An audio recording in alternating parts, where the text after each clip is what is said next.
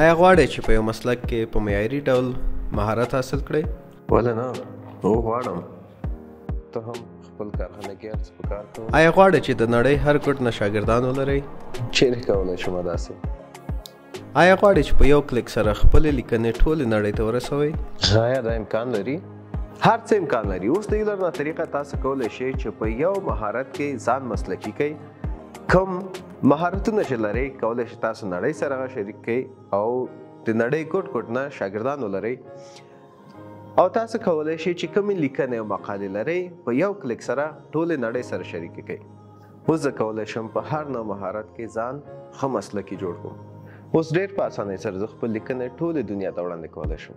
اوس په ډېرې اسانۍ سره د خپل مهارتونو څخه د دنیا ګوټ ګوټ خلک مستفید کولی شم.